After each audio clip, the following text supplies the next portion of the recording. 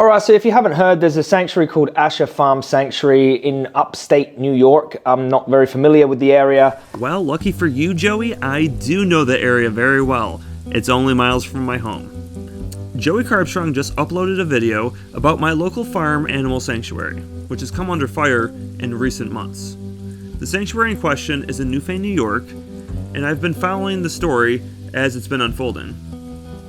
But I was hesitant making any content on the issue because I kind of felt conflicted on the matter, not sure of how I should be feeling about the whole situation. I want to be objective and not just defend a local vegan for the sake of her being vegan. But if Joey can make a video about it from across the pond, then surely I should have made one long ago too. So let's get into it. To break it down, 2 cows from a nearby farm came onto Mckee's sanctuary one night, and Tracy, the owner of the sanctuary, claimed she did everything by the book. She told the appropriate authorities, she took care of the cows.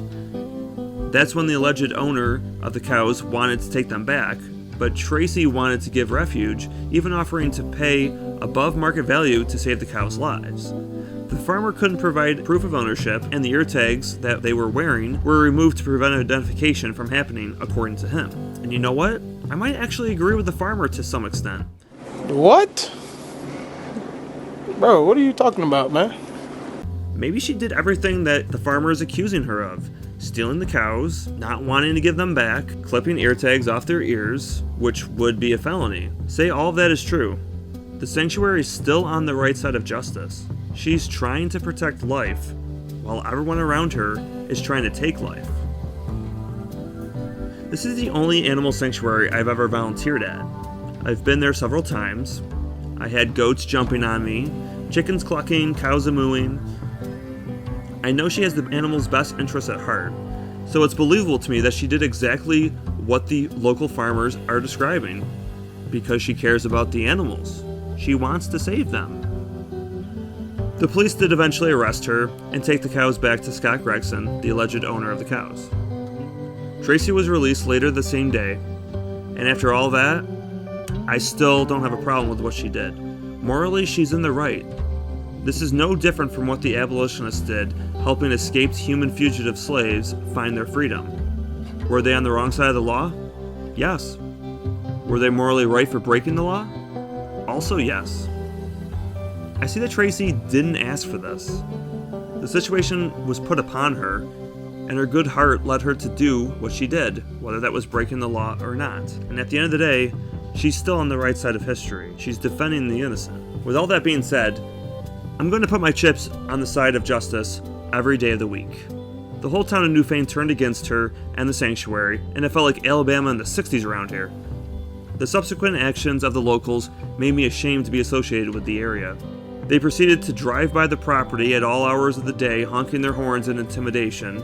Protests on the road were held right outside the sanctuary. Signs were put up around town. Even a death threat was received. Ongoing harassment of saying that people want to hang me, the harassment of people going down the street and yelling obscenities, vulgar obscenities at me, of people actually coming onto the Mckee property 500 feet to intimidate me. And Ed, who was covered in Joey's video, was the leader of everything. As you can see by his Facebook account, thanks for the no security settings by the way, you can see just how crazy he is.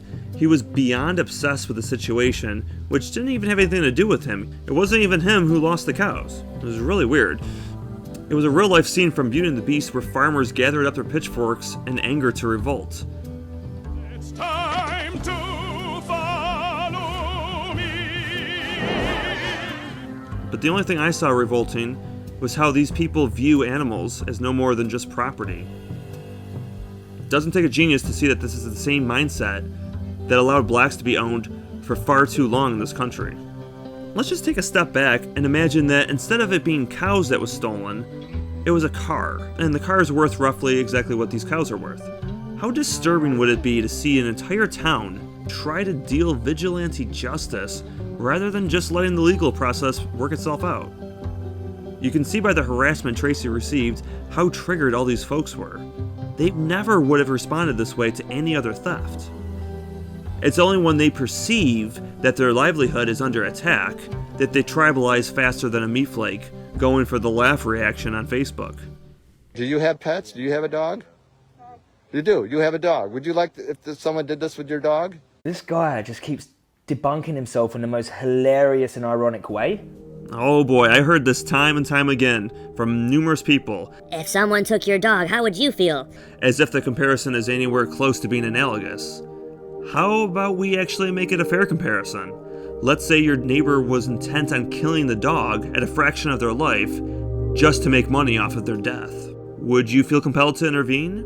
What if your neighbor was about to kill a baby, a human baby, and you were the only means of preventing the death?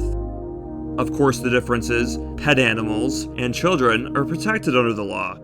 You can call the police and have animal control pick up a neighbor's dog. You can have Child Protective Services protect a child. But farmed animals don't have such protection because society has deemed that it's okay if they're abused and killed. So if good people don't stand up to do what's right, who will?